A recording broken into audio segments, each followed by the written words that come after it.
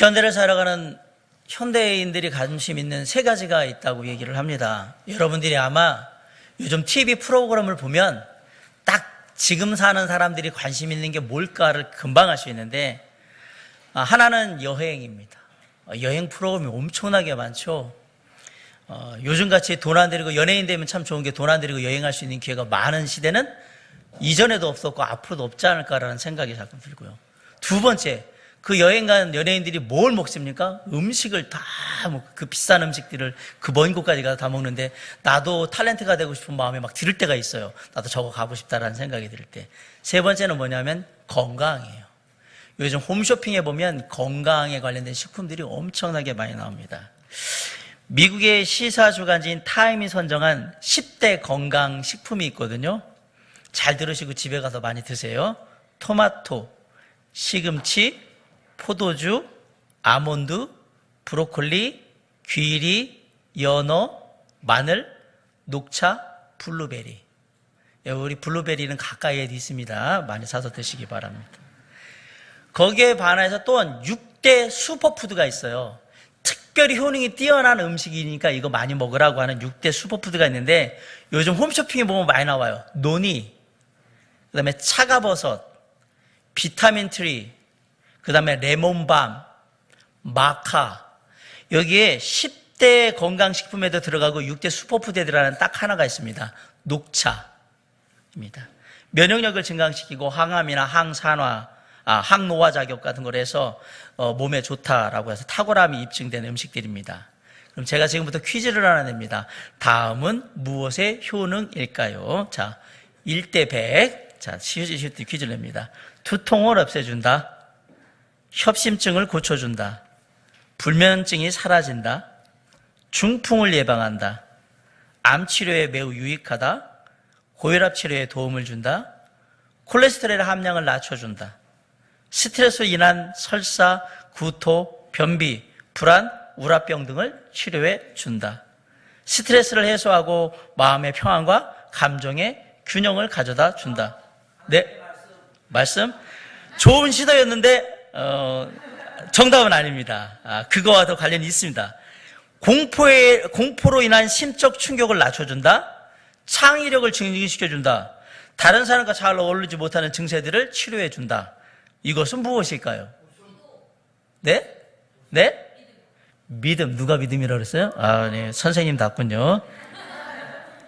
미국 하버드 의대를 졸업한 심장 전문의이자 뇌과학을 심신의학에 접목시킨, 그리고 영성과 치유를 진짜 의학에 접목시켰던 의학 박사 허버트 벤슨이라는 사람이 뭐라고 했냐면, 저는 결코 종교나 철학적인 것에 관심을 지닌 사람이 아닙니다. 그러나 의학적으로 연구 고찰한 바에 의하면, 이 사람이 직접 연구해서 그 낸 데이터에 의하면 믿음이라는 것이 위의 열광과 같은 의학적인 효능이 있음을 분명히 밝힙니다.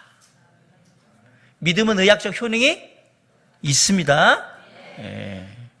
제가 얘기 안 했습니다. 여러분 좋아하는 하버드 의대, 그 다음에 의학 박사, 제가 분명히 얘기했습니다. 이 사람이 분명히 믿음은 의학적인 효능이 있다라고 얘기를 했습니다.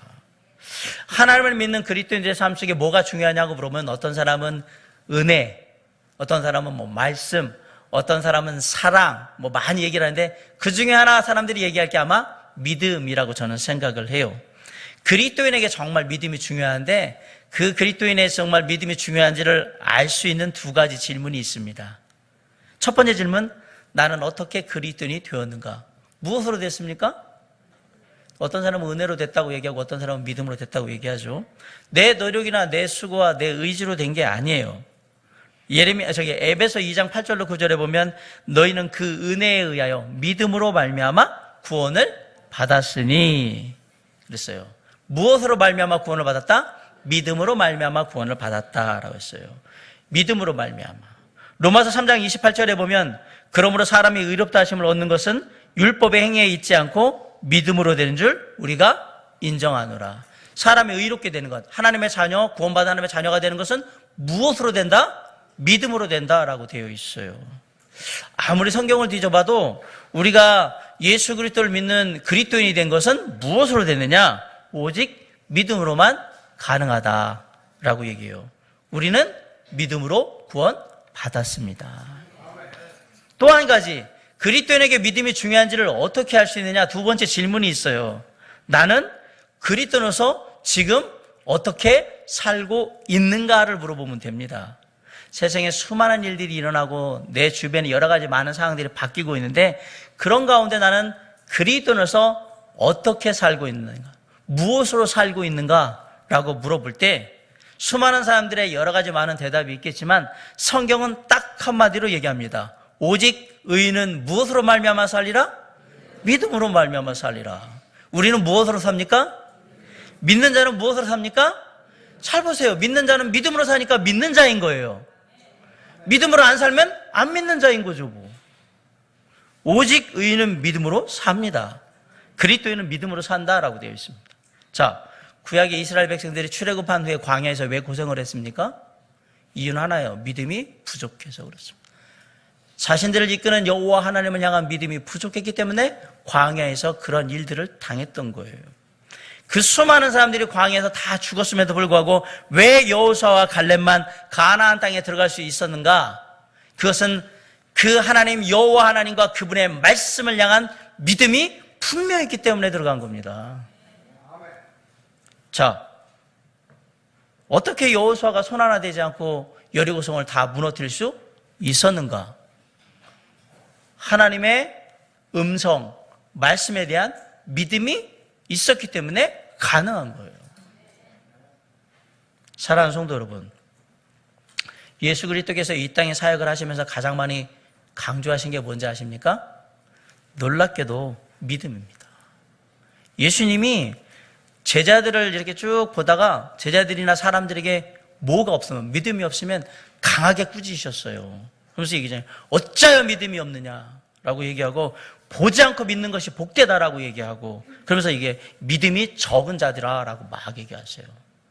반대로 예수님이 놀라운 믿음을 가진 믿음의 사람들을 만나면 그들을 절대 지나치지 않으시고 한 사람 한 사람을 다 칭찬하셨어요. 네 믿음이 너를 구원하였느니라. 그리고요, 네 믿음대로 될지어다라고 얘기했고요. 내가 이만한 믿음을 이스라엘 땅에서 보지 못하였다라고 얘기하잖아요. 예수님이 가장 강조한 게 그리스도인의 삶 속에서 뭐냐?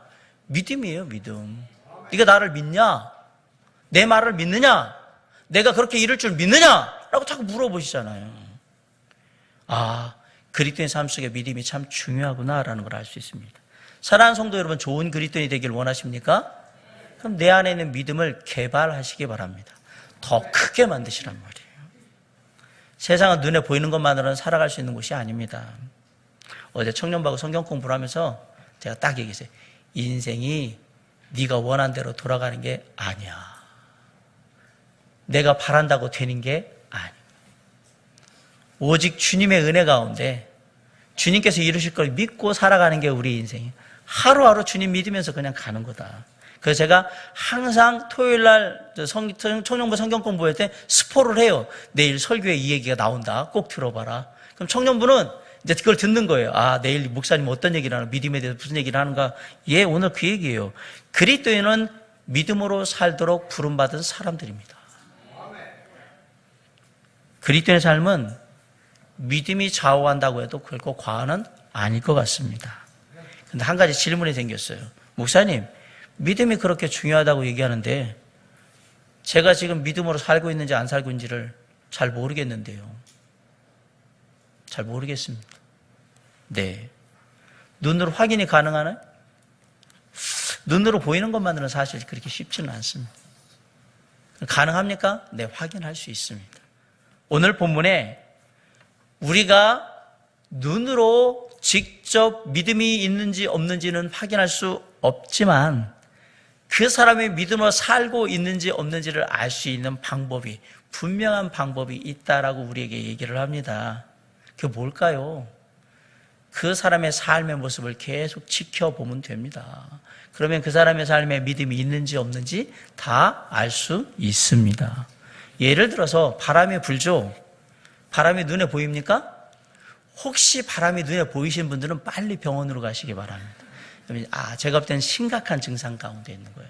바람은 눈에 보이지 않습니다. 그런데 바람이 없다고 얘기하는 사람은 아무도 없어요. 왜? 그 바람으로 이루어진 여러 가지 현상과 느낌을 우리가 다 알고 있기 때문에 그래요. 마찬가지예요. 믿음이라는 것은 눈으로 보이는 그러한 물체는 아닙니다. 그러나 내가 믿음으로 사는지 아닌지는 우리가 알 수 있습니다. 눈으로 바람을 볼 수 없지만 바람이 있는 걸 아는 것처럼 우리가 믿음으로 믿음이라는 실체를 볼 수는 없지만 믿음이 있다라는 것을 능히 알 수 있다라는 얘기입니다. 오늘 우리가 사도 바울의 삶을 통해서 이게 믿음이 있는 거구나라는 것을 알게 돼요. 바꿔 얘기하면 믿음이 있는 삶은 삶의 특징이 있어요. 사도 바울이 우리에게 위대한 믿음의 삶을 살았던 사도 바울이 이게 바로 믿음 있는 자의 삶의 모습입니다 라고 우리에게 보여주는 그 모습이 우리 가운데 있는지 없는지만 보면 우리가 믿음 있는 사람으로 살고 있는지 믿음이 없이 살고 있는지를 알 수 있다라고 얘기를 하는 거예요. 자, 오늘 본문에 나타난 사도 바울이 말하는 믿음의 삶, 믿음 있는 자의 삶은 과연 무엇일까요? 이번 주 다음 주 제가 두 가지를 얘기할 건데 첫 번째 하나만 오늘 얘기합니다. 오늘 사도 바울이 말한 믿음으로 사는 삶의 모습은 뭐냐? 위기를 기회로 삼는 삶이라고 얘기를 합니다. 사도 바울이 얘기합니다. 믿는 자는 위기를 기회로 삼는다. 인생을 살아가면서 위기를 안 당하는 인생이 어디 있겠어요? 아마 세상에는 다 어려운 위기의 상황을 당하는 사람들이 다 있어요. 믿음으로 살면 만사 형통합니다. 인생이 장밋빛이 됩니다. 믿음으로 살면 앞길이 탄탄대로로 열립니다. 다 거짓말입니다. 예수 믿으면 교통사고 안 당하고, 예수 믿으면 병도 안 걸리고, 예수 믿으면 오래 살고, 예수 믿으면 사업도 잘 되고, 예수 믿으면 자식도 잘 되고, 예수 믿으면 돈도 잘 벌고, 예수 믿으면 사람들에게 존경받는다. 요렇게만 얘기하면 다 거짓말입니다. 제 얘기를 잘 들으세요. 자, 이렇게만 만약에 된다고 하면 지금 이 예배당에 누가 앉아 있을 거라고 생각하십니까? 누가 앉아 있을 거라고 생각하십니까? 여러분 예배당에 9시 반에 11시에 오게도 그렇게 헐레벌떡 오는데요. 이렇게만 다 된다고 생각하면 세상에 사는 불신자들은 어저께 이미 텐트 치고 줄 번호 받아가지고 다 여기 있어요. 여기 여러분은 못 들어와요. 그런 믿음으로는 들어올 수 없어요, 여기에. 이렇게만 된다고 생각하면 매 예배에 있다면 여기 미어 터지지 않겠습니까? 그렇게 생각 안 합니까? 근데 왜 여기를 다 못 채우고 있지? 그렇구나. 저는 전혀 안 된다는 얘기를 하는 게 아니에요. 제 얘기를 잘 들으세요. 이렇게만 된다라고 얘기하면 다 거짓말이에요. 아이러니하게도 성경의 수많은 인물들이 믿음으로 살았고 하나님의 말씀을 따랐고 기도했고 최선을 다했지만 인생의 위기를 당했고요. 고난과 어려움을 당했고요. 심지어 목숨까지 내어놔야 했습니다. 예수 믿을 필요 없네요. 그러면 나는 또 예수님 믿어가지고 뭔가 좀 인생 나아지고 뭔가 한 건 하려고 했는데 이게 제자들의 생각 아니었습니까? 그럼 예수 믿을 필요 없네요. 제 말을 끝까지 들으시기 바랍니다. 하나님이 얼마든지 이렇게 하실 수 있어요. 그러나 이렇게 안 해주면 어떻게 할 거냔 말이에요. 그럼 하나님이 잘못한 거냐? 요렇게만 한다고 생각하면 이렇게 인생에 안 해주면 하나님이 잘못했다고 생각하고 나를 미워한다고 생각하고 나에게 뭔가 나를 차별한다고 생각하고 이렇게 생각할 거 아닙니까? 똑같은 위기를 당해도 믿음 있는 사람은 위기를 기회로 삼는다. 그게 다르다라고 얘기하는 거예요. 교통사고를 당해도 병에 걸려도 그리고 사업이 어려움을 당해도 자식들이 문제를 일으켜도 그리고 돈도 못 벌고 막 그러고 사람들한테 뭐 안 좋은 차별을 받는다 할지라도 그 속에서 믿음 있는 자는 반응이 다르다라고 얘기하는 거예요. 그게 다른 거지. 그게 믿음이지. 모든 게 다 잘 되면 그러면 뭐 여러분만 예수 믿겠어요? 제가 볼 때는 뭐 저기 절에 계시는 분들 저 이슬람 교도도 다 예수 믿고 말지 뭐하러 이렇게 하겠어요. 잘 생각해 보세요. 그게 다른 거예요. 위기의 때에 기회를 만들 수 있는 것, 그것은 믿음 있는 자만이 할 수 있는 일이다. 하나님을 믿는 자만이 할 수 있는 일이다라는 얘기예요. 오늘 본문에 보니까 사도 바울이 드디어 로마에 도착을 했어요. 마음이 얼마나 설렙니까? 진짜 많이 고생하면서 로마까지 왔잖아요.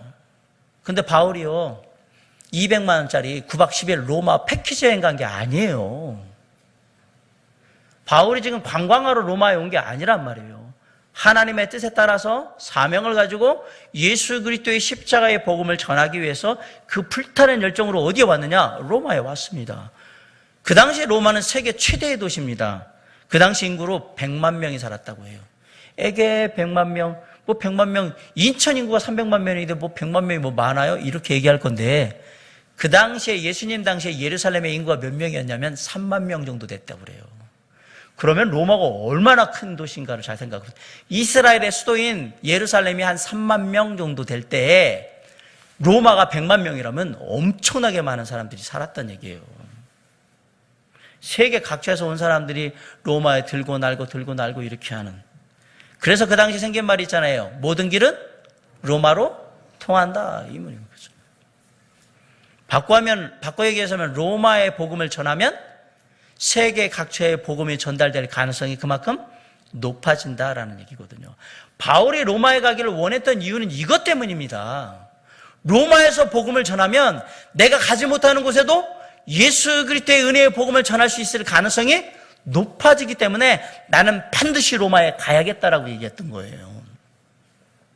자, 사도 바울은 꿈꿉니다. 수많은 사람들이 있는 거리에 나가서, 그리고 수많은 사람들이 공연을 보고 있는 그 공연장에서, 그리고 시장거리에서 나가서 우리 주 예수 그리스도의 은혜의 복음을 전하는 그 모습을 상상하면서 막 흥분이 되고 기대가 되는 가운데 로마에 도착했어요. 그런데 이게 웬일입니까? 로마에 와서도 사도 바울은 여전히 죄인인 거예요. 감옥에 있는. 로마에 오기는 왔는데 나갈 수가 없어요. 거리에도 나갈 수가 없고, 회당에 갈 수도 없고, 공연장에 갈 수도 없고, 아무것도 움직일 수 없어요. 감옥 밖으로 나가면 안 돼요. 왜? 여전히 사도 바울은 죄인이기 때문에 그래요. 죄수의 몸이기 때문에 그래요. 아, 실망감이 얼마나 컸을까요? 로마에 오면 좀 마음대로 돌아다니면서 복음 전할 줄 알았는데 또 죄인이니까 감옥에 가 있어 그러고 딱 노는 거예요. 인생의 가장 큰 위기는 언제 오느냐? 사람들은 내가 돈을 많이 벌었다가 돈을 다 잃어버렸을 때 인생의 위기가 온다고도 생각을 하고요. 어떤 사람은 내가 건강했는데 그 병이 생겨가지고 인생의 위기가 온다고 생각을 하고요. 어떤 사람은 행복했던 가정에 문제가 생겨서 가정이 깨질 때 인생의 위기가 온다고 생각을 합니다. 예, 다 인생의 위기 맞습니다. 그러나 인생의 가장 큰 위기는 언제 오느냐? 내 삶의 희망이 사라질 때 오는 겁니다. 내가 더 이상 볼 게 없을 때, 바랄 게 없을 때, 이제 내게 아무 희망이 없네. 그러면 인생 끝난 겁니다. 그게 인생의 가장 큰 위기예요. 사람이 돈 없어도 버텨요. 병 걸려도 버텨요. 문제가 있어도 어떻게든 버티고 잘 견딥니다. 그런데 뭐가 없어지면, 희망이 없어지면 못 버팁니다. 그때는 다 끝나는 겁니다. 사도 바울이 그 숱한 고난과 어려움과 역경과 위기 속에서도 지금까지 꿋꿋하게 견뎌왔었던 유일한 이유가 뭐냐? 내가 로마에 가서 사람들에게 예수 그리스도의 복음을 반드시 전할 거라고, 내가 그럴 수 있을 거라는 희망이 있었기 때문에 지금까지 견딘 거란 말이에요. 내가 그걸 할 거야. 나는 반드시 그걸 하게 될 거야 라고 생각했던 거예요. 예루살렘에서 체포돼가지고 계속 재판을 받았어요. 판결도 없이 가이사랴 감옥에서 2년 6개월 동안 재판 한 번 안 받고 거기 감옥에 그냥 갇혀있어요. 죄도 없었는데. 그뿐 아니라 드디어 로마로 가는구나 배를 탔는데, 가지 말라고 얘기했는데 가가지고 유라굴로 만나가지고 배가 파손돼가지고 작은 섬에 내려가가지고 또 추워가지고 불 좀 쬐고 있는데 또 뱀이 독사가 물어가지고 또 그래가지고 털어내고, 그래 어려웠는데 또 가서 사람들 그 보블리오 추장에 또 아버지 또 살려주고 또 많은 사람들 치료해줬더니 그 사람들이 식량 줘가지고 몇 달 또 항해해가지고 마침내 로마에 왔어요. 고생하면서 왔어요. 왔단 말이에요. 그런데 이제 복음을 좀 전할 수 있겠구나 라고 기대가 부풀어 있는데, 죄수니까 감옥에 그냥 있어라. 여러분, 이 정도 되면 실망할 만하지 않습니까? 이쯤 되면 에이 다 포기하고 싶지 않습니다. 이쯤 되면 하나님 앞에 크게 한 방 날리고 싶지 않습니까? 하나님 이게 뭡니까? 이러자고 저 로마로 데려오셨습니까? 이게 지금 뭐 하는 짓입니까? 그럼 하나님 앞에 좀 멱살 좀 잡으려고 하고 사태질 좀 하고 막 원망하며 불평하며 얘기할 만하지 않냐? 그런데 사도 바울에게는 실망의 흔적도 하나님을 향한 원망의 말도 없습니다. 오히려 그냥 이전처럼 변함없이 있어요. 아니요. 오히려 사도 바울은 이 위기의 순간을 기회로 삼습니다. 17절에 보세요. 사울의 바울이 유대인 중 높은 사람들 청하여 그들이 모인 후에 이르되 여러분 형제들아 내가 이스라엘 백성이나 우리 조상의 관습을 배척한 일이 없는데 예루살렘에서 로마인에서 내 죄수로 내준 바 되었다라고 해요. 사흘 만에 로마에 도착한 지 사흘 만에 사도 바울이 사람을 만나기 시작했네요. 그리고 유대인들인데 그들에게 이제 자초지종을 얘기하면서 복음을 얘기하려고 해요. 전도를 하려고 하는 거예요. 놀랍게도 감옥에 갇혀 있을 줄 알았던 사도 바울이 그 모든 환경을 역전시켜서 복음을 전할 기회로 삼습니다. 이게 어떻게 가능하냐? 믿음으로 사는 자에게는 모든 환경이 기회가 될 줄 믿습니다. 내가 병에 걸렸다고요? 그것도 우리의 믿음을 향한 기회가 될 줄 믿습니다. 내 자녀가 말 안 듣고 문제를 일으킨다고요? 그것 또한 하나님께서 나의 믿음을 성숙시킬, 성장시킬 기회가 되리라고 믿습니다. 내가 하던 사업이나 일터가 흔들거린다고요? 그것 또한 나를 향해 하나님께서 믿음을 더욱더 굳건히 하게 할 하나님의 기회라고 믿습니다. 가정에 문제가 일어났습니까? 예, 그것도 믿음을 위해서 기회가 될 거고요. 교회 안에 어떤 형제나 자매가 내게 좀 마음의 상처와 갈등이 있습니까? 그것 또한 내가 믿음 안에 성숙할 수 있는 귀한 기회가 될 것입니다. 구약의 요셉을 잘 생각해 보세요. 형제들한테 팔려가지고 대상들한테 팔려가게 됩니다. 형제들한테 팔렸어요. 그 상황이 되면 얼마나 절망스러울까요? 형을 그렇게 좋아했고 따르었는데 그 형들이 다 모여가지고 쟤 팔아버리자고 그래가지고 9형이 그 누구도 반대하지 않고 다 팔아버리자고 얘기를 했어요. 그리고 몇 명은 뭐라냐면 쟤 파는 게 문제가 아니라 쟤는 죽여버려야 된다고 죽이자고 얘기를 해요. 그 얘기를 다 들었어요. 마침내 요셉은 애굽으로 향하는 대상 낙타 상인들한테 팔려가는데 자 보세요. 그 상태가 되면 요셉이 어떻게 했는가? 가족들한테 형들한테 내가 죽어야 되는 존재고 팔려야 되는 존재라고 생각하면 그 충격이 얼마나 큰가 한번 생각해 보십시오. 그리고 이제 애굽에 갔는데 전혀 낯선 상황 가운데 그 부잣집에서 잘 먹고 잘 살던 요셉이 저 밑바닥에서 종살이를 해야 되는 상황이 돼버린 거예요. 그거 어떻게 감당을 하겠냔 말이에요. 내 인생 다 끝났구나. 나는 아무것도 아니구나. 이제는 인생 끝났구나. 인생을 자포자기하지 않겠습니까? 그런데 요셉은 그렇게 하지 않았습니다. 요셉은 그 위기를 극복하고 기회로 삼아서 보디발 장군의 집에 총무가 됩니다. 그래서 집안의 모든 것들을 다 관리하게 됩니다. 인생이란 또 참 호사다마예요. 좋은 일이 있으면 나쁜 일이 있다고 잘 갈 줄 알았더니 이제 불행 끝 행복 시작이구나 라고 마음먹고 행복해하고 있는데 보디발의 아내가 유혹을 해가지고 그것을 인해서 죄도 없는데 잡혀가지고 다시 감옥에 가요. 하나님, 제가 이스라엘에서 여기까지 온 것만 해도 억울해 죽겠는데, 원통해 죽겠는데, 열심히 해가지고 보디발의 장군 집에서 총무까지 돼가지고 그마 좀 나아진가 했더니 제가 아무것도 안 했는데 보디발의 아내 때문에 지금 여기 감옥에 와 있는데 제가 무슨 죄를 졌습니까? 저는 아무 잘못도 한 게 없습니다. 억울해 죽겠습니다. 이제는 모든 게 다 싫습니다. 뭔가 좀 해보려면 맨날 이런 식이고 저 못하겠습니다. 어차피 감옥에서 나가지도 못할 거 이제는 될 대로 나 모르겠어요. 그냥 아무렇게나 막 살래요. 이렇게 했느냐? 요셉이 그러지 않았다는 얘기예요. 요셉은 그 감옥에서 될 대로 되라 허송세월하지 않았습니다. 감옥에서도 변함없이 하나님과 함께했다. 그래서 봐보세요, 요셉이. 하나님이 요셉과 함께 하시. 하나님이 요셉과 동행하셨다. 하나님이 요셉과 함께 하셨다. 요셉에게 하나님이 함께 하심으로. 잘 보세요. 그런데 그 놀라운 감옥살이가 인생의 기회가 되지 않습니까? 여러분 아시다시피 요셉이 가했던 그 감옥은 그냥 감옥이 아니에요. 일반 죄수들 들어가는 감옥이 아니라 애굽 왕궁에서 잘못한 그 신하들을 갖다가 넣어놓는 감옥이었단 말이에요. 그러니까 한 6개월을 살 수도 있고 1년도 살 수 있는데 그곳에서 왕이 죽여 그러면 죽는 거고요. 다시 데리고 와 그러면 데려가는 거예요. 근데 그곳에 간수가 돼요. 간수가 돼서 죄수들을 돌보는 중에 누가 있었냐면 왕의 술을 맡았던 관원이 있었잖아요. 그리고 그 관원이 꾼 꿈을 해석해주면서 알게 되는 거예요.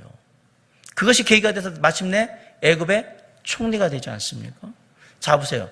감옥은 인생의 위기였어요. 그런데 그게 인생의 놀라운 반전의 기회가 됩니다. 하나님은 실수가 없으신 분입니다. 요셉은 선하신 하나님, 가장 좋은 길로 인도하시는 하나님을 믿었습니다. 인생의 위기가 올 때마다 그곳에서 허송세월하고 한탄하고 불평하고 좌절하고 원망하며 자신의 인생을 허비한 것이 아니라 오히려 이 가운데도 선을 이루실 하나님, 나에게 좋은 것을 주시는 하나님, 늘 나와 함께 하시는 좋으신 하나님을 믿음으로 말미암아 그 위기를 기회로 다 만들었다는 사실이에요. 오늘 본문의 바울도 똑같아요. 거리에 나갈 수 없어요. 시장에 나갈 수 없어요. 공회도, 회당에도 못 나가요. 공연장에도 못 가요. 전도를 할 수가 없어요. 어떻게 할 수 있을까? 사도 바울이 갇힌 감옥에 놀라운 일이 벌어져요. 사도 바울이 밖에 있는 사람들과 만날 수 있는 기회가 생겼어요. 이게 어떻게 가능했을까? 아마도 사도 바울이 부탁했겠죠. 여기 어떻게 할 수 있는 방법이 없을까요? 사람들을 만나야 되는데. 그런데 그 사도 바울의 부탁을 들은 백부장과 군인들은 사도 바울에게 빚진 게 있어요. 왜? 여기까지 로마까지 오는 데 있어서 사도 바울이 아니었으면 못 왔을 가능성이 되게 높아요. 잘 생각해 보세요. 처음에 광풍분이가 가지 말라고 한 것도 누구였어요? 사도 바울이었어요. 그리고 사람들이 막 서로 죽이고 막 도망가려고 할 때 그거 배에 있는 선원들 잡아놓고 같이 살아야 된다고 얘기한 사람들이 누구였어요? 사도 바울이었어요. 그리고 이제 우리 다 살 거니까 걱정하지 말자고 해서 갔는데 거기에 스르디스 만나가지고 배가 파손돼가지고 다 살 거니까 걱정하지 마. 작은 마을 그 섬으로 가지 않습니까? 멜리데로 가지 않습니까? 사도 바울이 한 일이에요, 그게. 그 사도 바울이 가가지고 거기 추장의 아버지 병 고쳐줘가지고 음식 다 주고 그리고 마을 사람들 병 다 고쳐줘가지고 뭐 했어요? 나머지 양식 다 해가지고 그리고 배에다 싣고서 지금까지 왔잖아요. 누구 때문에 산 거예요? 사도 바울 때문에 샀어요. 알았어요. 아무튼 얘기를 한번 해보겠습니다. 이제 이 군인들도 백부장과 로마 군인들도 로마에 왔기 때문에 이제 보고를 해야 되거든요. 쭉 보고를 하는데 바울은 위험한 죄수가 아니고요. 바울이 이렇게 해서 이렇게 해가지고 우리가 비록 늦었지만 이렇게 로마에 올 수 있었습니다라고 보고를 하는 거예요. 그러면서 사도 바울이 얘기한 대로 뭔가 좀 사도 바울이 좀 자유롭게 움직일 수 있도록 조치를 좀 해주시면 좋겠습니다. 그 조치가 뭐였느냐? 특별한 조치를 해준 거예요. 그럼 하나 내가 특별하게 혜택을 줄게. 너 돈 있으면 바깥에 아파트를 하나 사. 그리고 거기서만 머물러. 감옥에 있지 말고. 이 혜택을 준 거예요. 나가 있어라. 대신 네 돈으로 사가지고 나가 있어라. 그리고 그 아파트 넘어가면 안 된다. 거기만 있어야 되는 거예요. 그리고 거기에 군인 한 사람을 딱 붙여가지고 사도 바울과 같이 있게 만든 거예요. 대신 사람들 만나는 거 괜찮아. 그냥 누구든지 다 만나도 돼. 여러분 군인들이 있으니까. 하나님께서 사도 바울에게 가장 절체절명의 위기 때 기회를 허락해 주셨습니다. 감옥에 갇히면 사실 사람 만나는 게 그리 쉽지를 않아요. 면회 시간도 제한되어 있고. 그런데도 불구하고 이제 밖으로 나가서 누구나 만날 수 있는 기회를 허락해 주신 거예요. 그래서 아까 17절에 보니까 사람들을 초청을 했어요. 어디로? 집으로 초청을 했어요. 그리고 그들에게 얘기를 하는 거예요. 이렇게 유대인도 로마 사람들도 많은 사람들을 다 초청한 거예요. 그리고 밖에 있던 그리스도인들 중에 사도 바울을 아는 사람들이 사도 바울을 찾으러 오는 거예요. 이것이 자유롭게 만들어진 거예요. 놀랍지 않습니까? 하나님께서는 위기를 기회로 만드시는 좋으신 하나님이십니다. 그런데 그렇게 지내는데 아침부터 저녁까지 막 시간 제한 없이 사람들을 막 만날 수 있느냐? 제가 볼 땐 그건 아니었을 겁니다. 정해진 시간이 있었을 거예요. 뭐 아침 9시부터 뭐 저녁 한 6시까지 한다든지 이런 식으로 있을 거예요. 자, 그리고 나서요. 그 다음 시간들은 누구하고 같이 있나? 로마 병사하고 같이 있습니다. 로마 병사하고. 예, 그렇죠. 로마 병사하고 있겠죠. 로마 병사가 갑옷 입고, 칼 차고, 투구 같은 거 옆에다 놓고, 방패도 딱 놓고, 군병이 딱 제대로 된 군병이 딱 지키고 있는 거예요. 그런데 사도 바울의 눈에 어느 순간 그것이 하나님의 시각으로 보이기 시작하는 거예요. 묵상을 하기 시작했어요. 어떻게 하면 우리가 영적인 싸움에서 승리할 수 있을까? 어떻게 하면 우리가 믿음으로 승리하면서 세상에 살아갈 수 있을까? 우리가 어떻게 하면 세상에서 승리하는 삶을 살 수 있을까? 고민을 하면서 많이 묵상을 하는데 순간 번뜩이는 아이디어가 생각났어요. 저거구나. 우리가 영적 전쟁에서 이기려면 하나님의 전신갑주를 입어야 되는구나. 그 로마 병사를 보면서 뭘 떠오릅니까? 우리가 진리의 허리띠를 띠고 의의 호심경을 붙이고 복음의 신을 신고 믿음의 방패를 들고 구원의 투구를 쓰고 성령의 검으로 나아가서 영적 전쟁을 해야 된다는 걸 알게 되는 거예요. 이 시간에 쓴 성경이 에베소서, 빌립보서, 빌레몬서, 골로새서 여기 말하는 옥중서신들이에요. 그때 쓴 거예요. 그 상황 속에서. 남은 시간에 뭐 했냐? 사람들 만나고 복음 전하고 남은 시간에 성경을 썼어요. 사도 바울은 가만히 생각하면 만약에 사도 바울의 자유로운 몸이 돼가지고요, 아침부터 점심, 저녁, 밤늦게까지 전도만 하러 다녔으면 성경 쓸 시간이 없었겠죠. 그러면 우리가 성경책에서 뭐가 없어요? 4권이 없어지는 거예요. 에베소, 빌립보서, 빌레몬서, 골로새서는 없는 거예요. 근데 놀랍게도 사도 바울이 감옥의 갇힘으로 말미암아서, 그것도 특별한 감옥의 갇힘으로 말미암아서 복음도 전하고 성경도 쓰는 놀라운 기회가 됐던 겁니다. 그리고 우리에게 영적인 은혜를 지금도 끼치고 있는 겁니다. 누가 사도 바울이 있는 이 감옥의 삶을 희망이 없는 위기라고 얘기하겠습니까? 아니요. 안전하게 누구나 만나서 복음을 전할 수 있는 기회였으며 하나님의 말씀을 깊이 묵상하면서 그 말씀을 쓸 수 있었던, 서신서를 쓸 수 있었던 가장 좋은 기회였던 겁니다. 사랑하는 성도 여러분, 우리의 삶에 다가오는 위기는 위기로 생각하면 위기지만 믿음으로 생각하면 기회가 될 수 있다는 것을 말씀드리고 싶습니다. 내가 정말 믿음으로 살고 있는지 아닌지 알고 싶으십니까? 내 인생에 내가 위기라고 생각하는 거, 내가 돈을 다 잃어버려서 사업이 문제가 생겼든지, 아니면 내가 육신의 질병을 당해서 내가 육신의 위기를 당하고 있다고 생각하든지, 누군가와 싸워가지고 어떤 관계 속에 큰 위기가 왔다고 생각을 하든지, 자녀들이 말을 안 들어가지고 가정에 큰 문제가 있다고 그랬지. 자, 한번 생각해 보세요. 그런 인생의 위기 때 나는 과연 어떻게 했을까? 그 위기가 진짜 기회가 됐는가? 과거에 내가 당했던 인생의 위기가 위기로 끝냈던 이유는 그 위기가 하나님 안에서 기회가 될 수 있다는 믿음이 없었기 때문에 그랬던 겁니다. 그러면 지금부터 우리는 바꿔야 합니다. 과연 우리는 어떻게 살아야 될 것인가? 인생에 다가오는 모든 환경 속에 때때로 우리를 어렵게 만들고 힘들게 만들고 우리를 괴롭게 만드는 인생의 위기에 대해 나는 어떻게 해야 하는가? 그 위기를 기회로 만들어야 한다. 어떻게? 나를 사랑하시고 나를 이끄시며 지금도 내 안에 역사하시는 우리 주 예수 그리스도 하나님을 믿음으로 말미암아 인생의 위기를 기회로 만들 줄 아는 것이 믿는 자의 삶이라고 사도 바울은 오늘 우리에게 간증하고 있는 것입니다. 사랑하는 성도 여러분, 삶에 이루어지는 모든 일들은 우리에게 기회가 될 수 있습니다. 희망을 잃지 마십시오. 좌절하지 마시고 포기하지 마시고 낭망하지 마십시오. 주님이 있는 한 모든 것은 다 놀라운 하나님의 역사의 기회가 될 수 있을 줄 믿습니다. 믿음으로 사는 자는 어떤 상황에서도 결코 허송세월하거나 좌절하거나 낙심하지 않습니다. 왜냐하면 그곳에 하나님이 여전히 함께하고 계시기 때문에 그렇습니다. 나와 동행하시는 주님을 믿으시기 바랍니다. 내 안에 역사하신 하나님을 믿으시기 바랍니다. 그때 위기의 때가 변화해서 놀라운 인생의 기회가 시작될 것입니다. 그리고 더욱더 그런 경험들을 통해서 우리의 믿음은 강하게 될 것입니다. 오늘 사도 바울이 저와 여러분에게 교훈한 것처럼 인생의 위기가 다가왔을 때 당장에 그 위기에 빠져서 좌절하고 낙심하고 절망하고 포기하는 인생이 아니라 그 위기 뒤에 하나님께서 예비하신 기회를 믿음의 눈으로 바라봄으로 말미암아서 더 놀라운 삶을 이루고 하나님의 역사를 이루는 저와 여러분이 될 수 있도록 주님께서 오늘 이 말씀을 통해 우리에게 권면하시고 이루시기를 주님의 이름으로 간절히 축원합니다. 기도하시겠습니다.